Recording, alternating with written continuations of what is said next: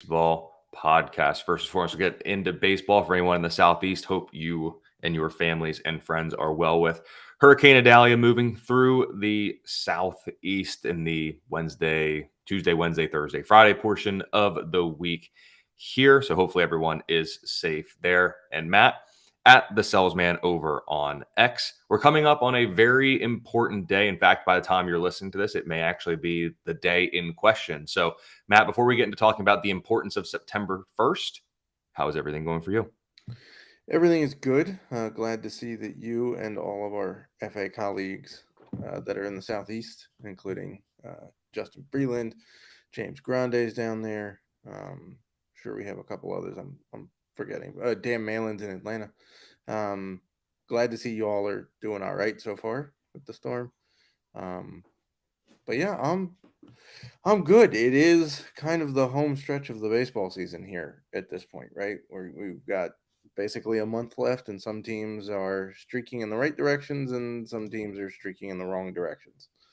I think we all know who the main one there is, but this is a very interesting time of year for baseball. And it's on many different things, both in reality and in fantasy. It seems like we're going to get a little bit of an infusion of young talent coming up here as the rosters expand on September 1st. That's the notable date that we're talking about here. September 1st, rosters expand. And one would think for many teams that we are going to actually see these guys play a good bit. You know, earlier in the year when the Mets were calling up prospects left and right and just to leave them on the bench, which was to the dismay of many. Don't think that's going to be the case for some teams here. But of course, this is the second edition of the week. We'll go down on the farm with Matt Selz here in just a little bit. But before we talk about the prospects, I want to talk about the Los Angeles Angels. I mean, at this point, we need to get one of these, a third grid here, and just put the Angels logo because they're a recurring guest on the show because we talk about them darn near every single episode. And today is no different. They went in at the deadline and basically went, well, this didn't work. Otani's hurt. He's not pitching. We need to kind of get what we presume is get under the luxury tax to try to lessen some of the ramifications there. So they just put half the team on waivers.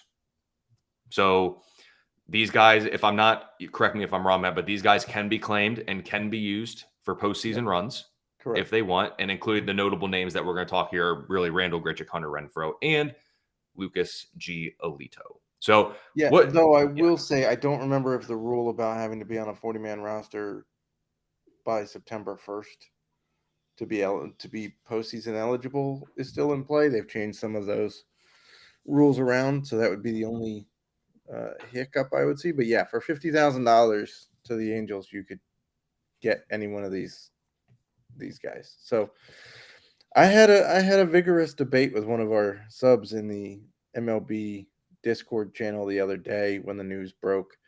Um, a lot of people want the owner fired, and yes, I mean you can't fire the owner, but you know what I mean, to sell the team, right? And he did appear to look to sell the team this offseason until no viable options were around, and then he said, "No, I'll just keep it." But and I understand people's frustration that they've had Mike Trout and Shohei Otani for several years, and they've only ever gotten Trout to the playoffs once, and Shohei's never been to the playoffs. But is that really grounds to fire or make an owner sell a team?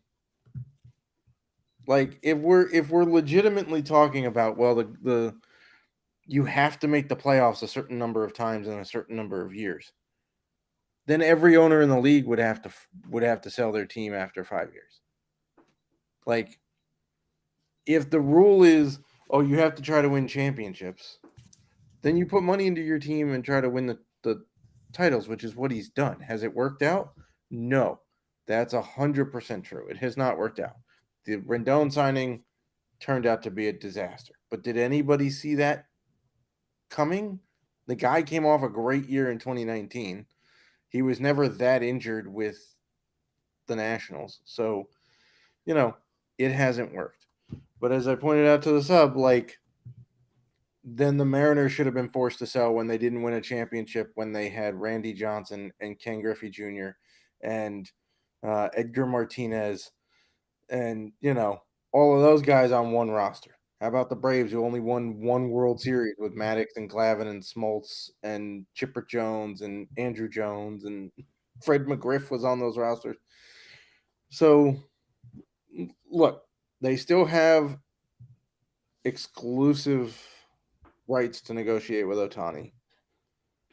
They know his situation. They know how to rehab him since they've already rehabbed him once from a Tommy John. Do they keep him? I don't know. Does that make this year's decision the wrong decision? No, I don't think so. And when you look at it too, if you're going to play the game of if you don't make a playoff appearance in X years, the owner, GM say they got a clean house or something. I'm looking at it over here. There The Yankees are, have one title in 23 years. but they make the playoffs, so Cashman's okay.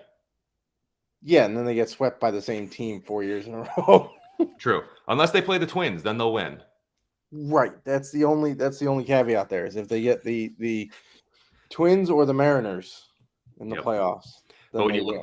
when you look at it, we have 7 teams in baseball that have not made a playoff, or their last playoff appearance was 2018 or earlier. And we're looking at like the Diamondbacks, Rangers, Orioles, Royals, Pirates, Angels, Tigers. A couple of those teams, sure, I get it. But when you look, there'd be such an interesting debate to go around that too, because would owners, the trade deadline would probably not be as fun anymore because no one would be inclined to tank because no one's going to take that risk of, if I trade off, if I'm the Orioles, I trade off my best player here.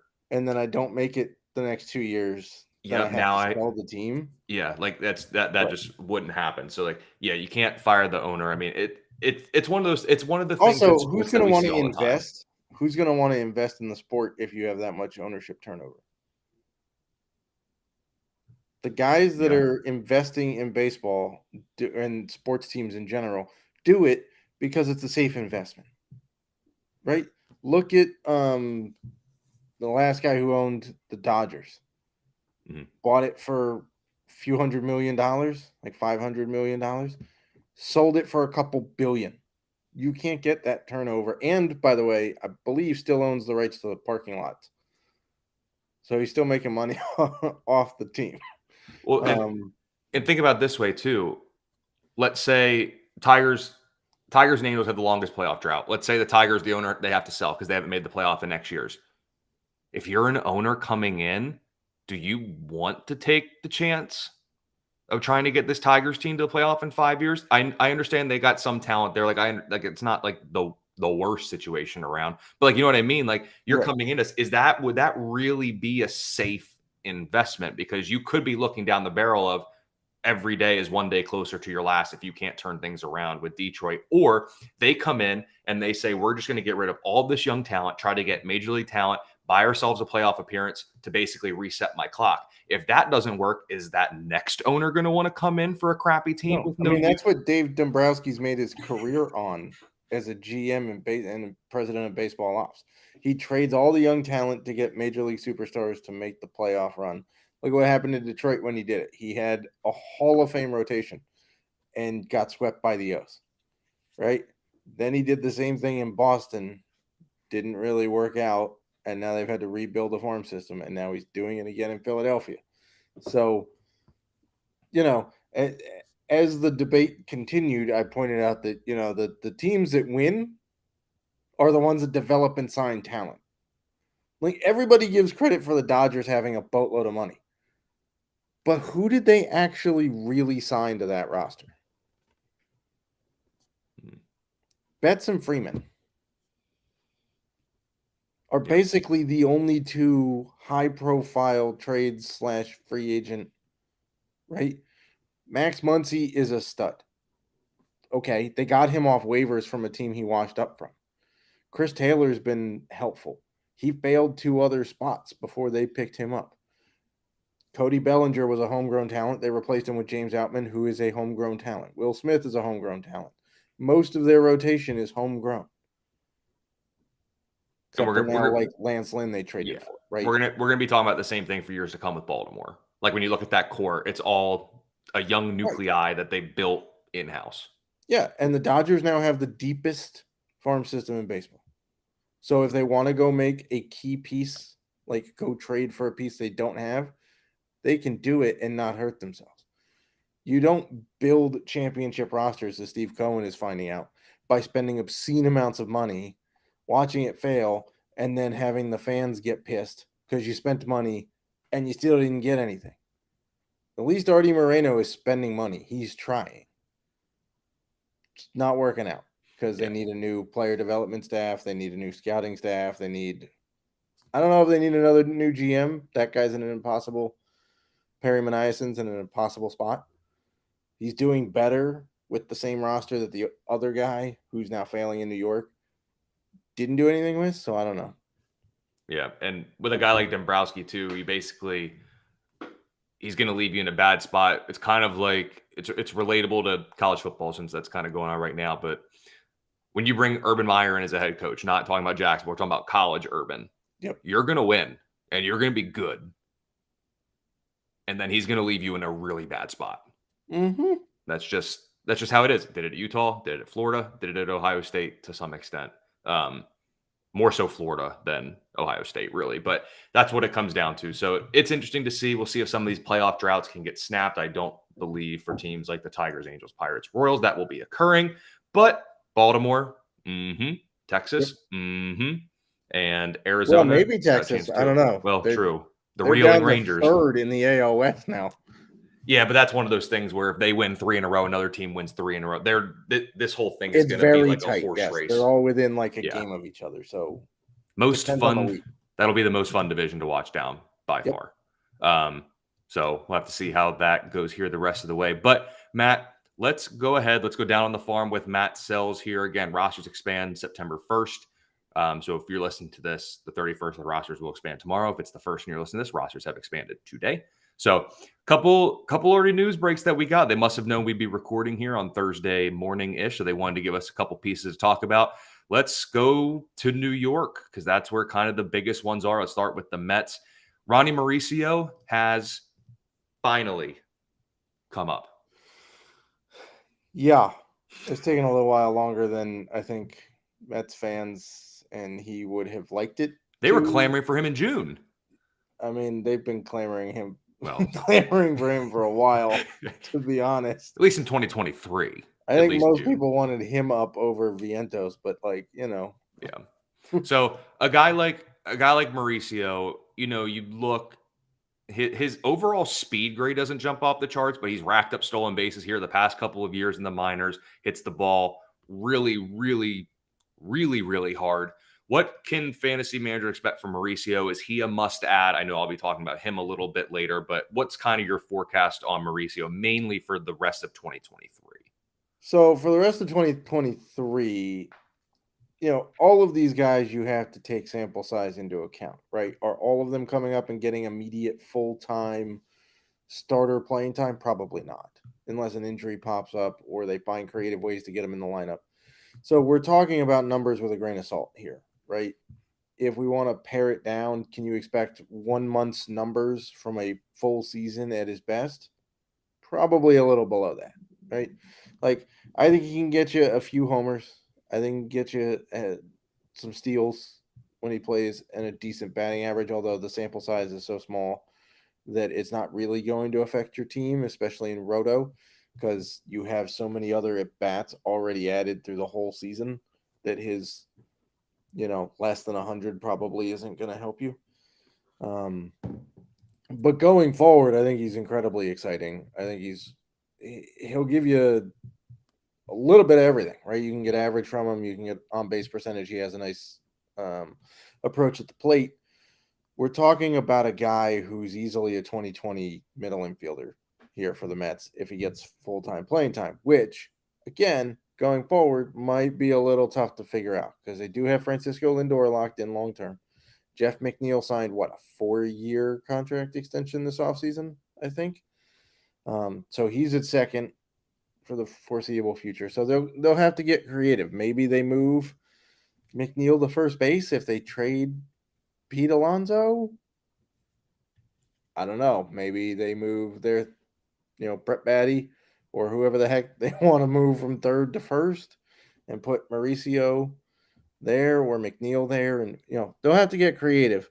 So it's something to watch. But I would take a shot on it. If you needed like a spark plug type for the rest of the season, I would take a shot.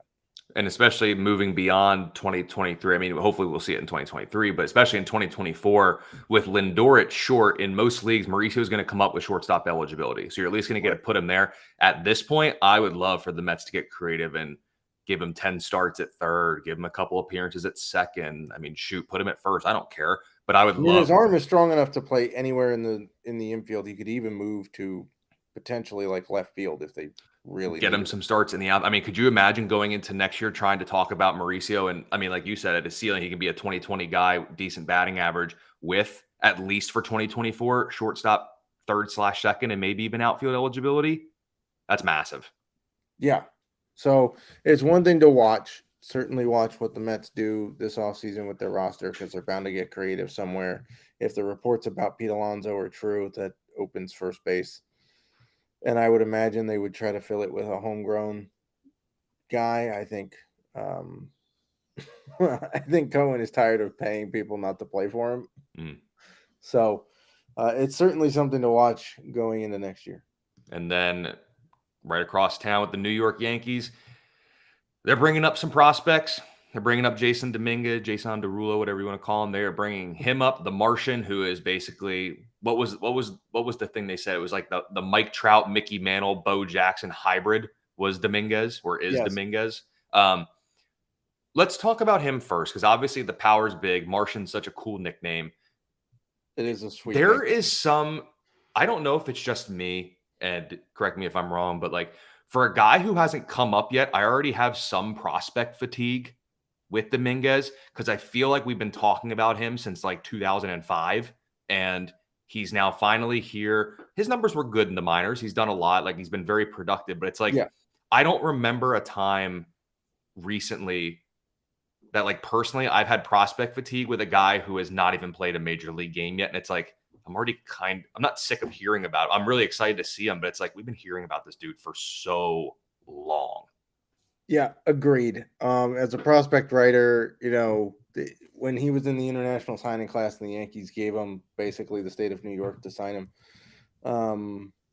there was every comp imaginable was out there. You said it, Mike Trout. He's the next Mickey Mantle, who, by the way, Mike Trout was said to be the next Mickey Mantle, and his numbers are almost identical. That's a different story. Bo Jackson was tossed in there.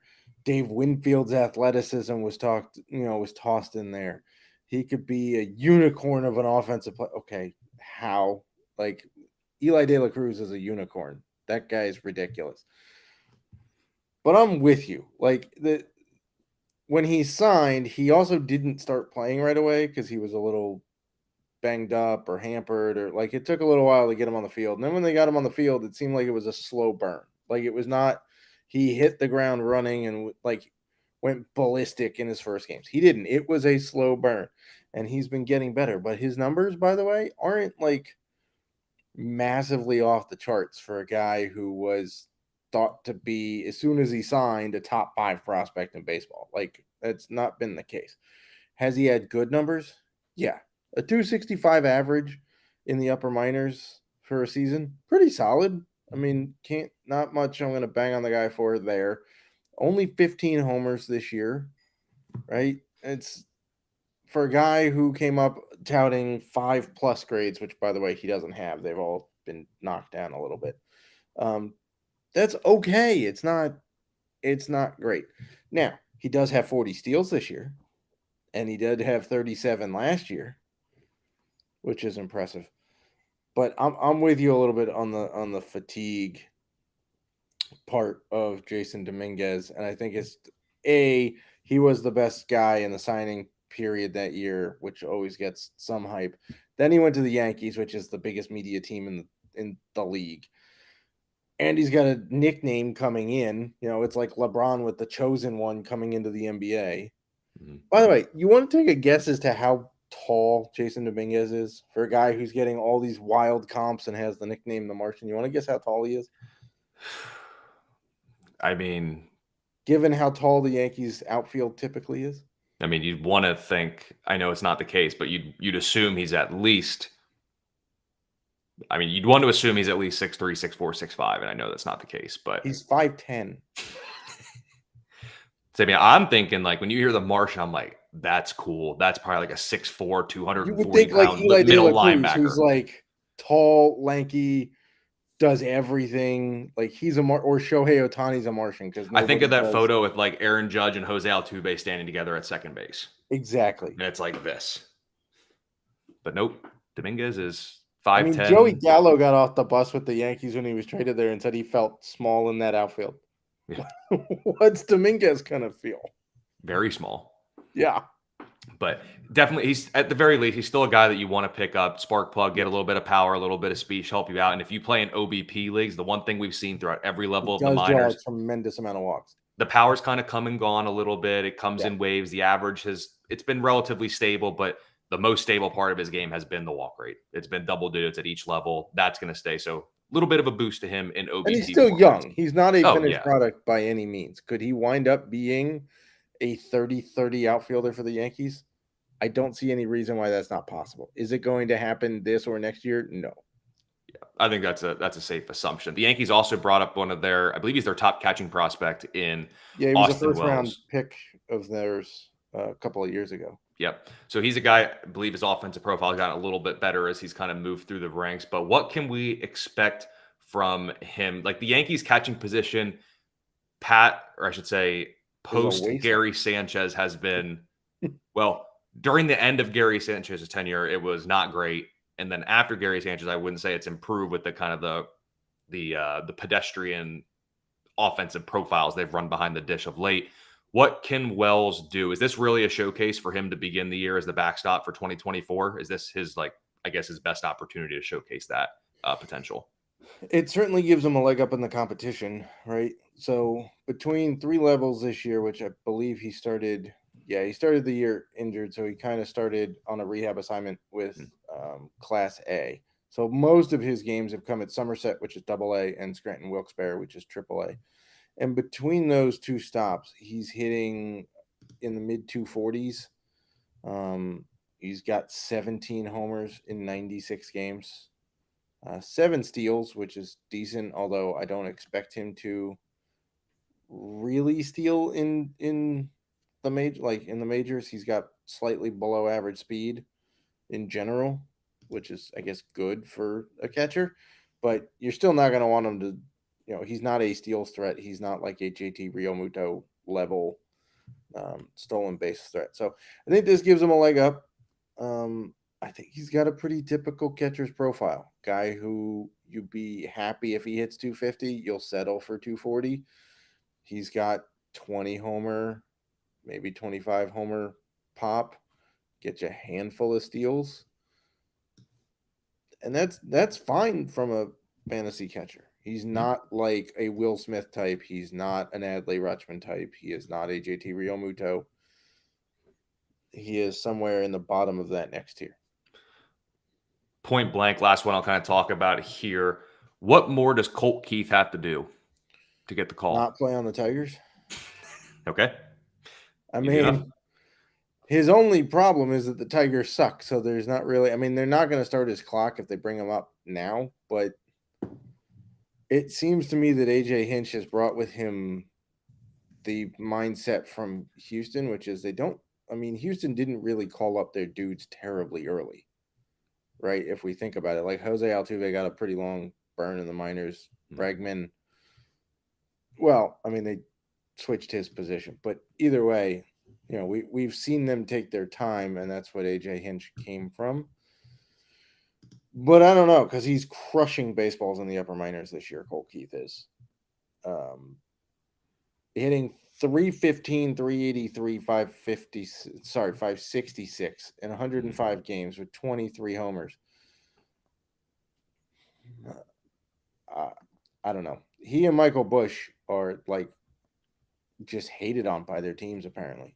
Yeah. Like offensive-minded middle infielders are just hated on by their teams, I guess.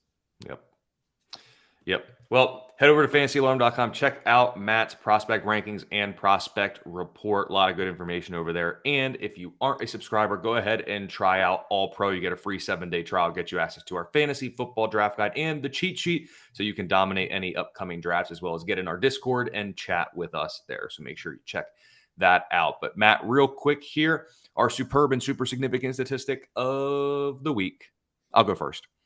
Okay. Ronald Acuna Jr., first Braves player to record 5 RBI and 2 stolen bases in a single game since RBI began being tracked in 1920. And overall, he's just the 23rd player in Major League Baseball history since 1920 to do that. 5 RBI and 2 stolen bases in a single game. It's pretty shocking he's the first Brave to do that. I thought the 23 seemed a bit low for over 100 years of baseball, especially, with the running and, the players now are just different. I definitely thought, I guess it is kind of a weird combination of like RBI and stolen bases, but definitely thought there'd be a little bit more than 23. I mean, I would agree, but if you look back at the players that the Braves have had, right, like you'd expect Chipper to be capable of it, Andrew Jones probably to be capable of it, Hank Aaron stole some bags, like Fred McGriff, the flipping crime dog, like they've had some. Freddie Freeman has been capable of stealing bags, like I don't know. It's an interesting. Ozzie Albies hasn't done it yet, like. It's impressive. My stat goes out to the school that's in my backyard, which is the University of Nebraska. They held a volleyball match at Memorial Stadium on Wednesday night, which is their football stadium. And they drew a world record crowd for a women's sporting event of 92,003 fans. And that place was nuts. If you go to X or Twitter or whatever you want to call it, the socials, you'll find clips all over the place. They had the volleyball team do the tunnel walk like the football team usually does, and that was sick. I almost went to the game, but right before I clicked book, the ticket price went up like $20 a ticket. Right before my finger clicked sell, so like it was a little tough to swallow that. So, but shout out to the University of Nebraska for just a phenomenal event that was put on. And as we head into the weekend, we'll roll through our weekend streamers and waiver wire preview really quick. My weekend streamer Sunday against the Cardinals, you can get Johan Oviedo. He's available in over 80% of ESPN leagues. He's got 15-2 strikeout to walk ratio and 2 starts against the Cardinals this season. And he's got a 2.72 ERA over his last 7 starts, and 10 of the 13 earned runs that he's allowed in that span came to back-to-back outings. More good than bad of late. And the scheduled Sunday starter for the Cardinals is Adam Wainwright, which means Pirates have a good chance of winning that baseball game. Matt, who is your weekend streamer? Mine goes to my alma mater there, Jordan Wicks for the Cubs. His first start was spectacular, 9 strikeouts in 5 innings. He gets the Reds on Friday, which might sound daunting, but they're striking out nearly a quarter of the time against lefties since July 1. They're bottom 5 in weighted runs created plus at 83, which is well below league average. And his changeup is causing people to have fits. So, I think that there's a pretty good shot of a win here with a nice tally of strikeouts. And then for the waiver wire, talked about him already. Go pick up Ronny Mauricio. He's got 23 homers, 24 stolen bases in 115 games at AAA while hitting .295 with a sub 20% strikeout rate. May even add a couple other positions to that eligibility by season's end. So take a look at Ronny Mauricio. Matt, we've already talked about your waiver wire ad as well, but let's go ahead and hammer it again. Who's your guy? It's the Martian. It's Jasson Dominguez. Almost, I got the two. That's going to be something. That's coming. Thing. That's coming. That's going to be a thing, along with the Martian. Yeah. So go pick up the Martian. He's got 77 stolen bases in the last 2 minor league seasons. He'll get some pop. The Yankees are throwing everything against the wall at this point to see what the heck sticks. He'll get playing time. Absolutely. And that'll do it for this week's episode. So make sure you head over to fantasyalarm.com if you're not already an all-pro subscriber. Check it out. You can get a free 7-day trial. Fantasy football draft guide, the cheat sheet, Discord, everything we got over there. Go check that out at fantasyalarm.com, as well as all of our other great content we have going on over there. Give Matt a follow on X at the Selz. I'm at Colby R. Conway, and we will see you next week with the next edition of the Fantasy Alarm Fantasy Baseball